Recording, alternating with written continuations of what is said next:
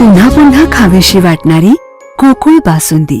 राशुडे येथील गावास पाणीपुरवठा करणारी मुख्य पाईप अज्ञात माथेफिरूने फोडून नुकसान केले होते। त्यामुळे पाणीपुरवठा विस्कळीत झाला होता। मात्र तातडीने पाईप बदलून पिण्याचा पाणीपुरवठा सुरळीत केला।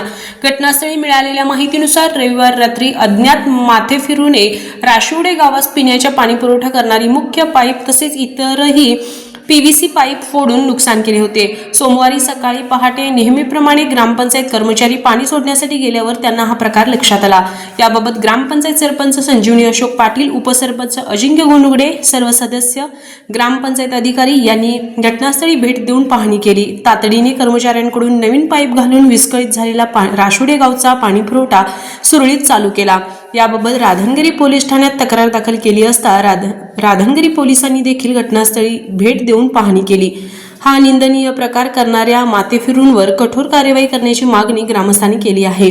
राशुडे ग्रामपंचायतीच्या हिताच्या दृष्टिकोनातून असा प्रकार पुन्हा घडू नये म्हणून सुरक्षेच्या दृष्टिकोनातून या ठिकाणी ग्रामपंचायतीच्या वतीने सीसीटीव्ही कॅमेरे बसवणार असल्याचे सरपंच संजीवनी अशोक पाटील यांनी सांगितले।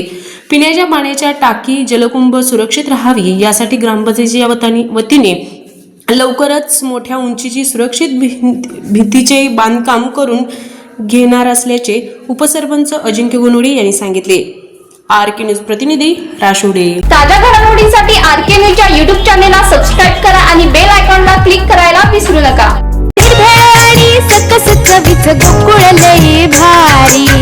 गोकुळ दूध आणि दर्जेदार दुग्ध उत्पादने, चव आहे कोल्हापुरी, गोकुळ लई भारी।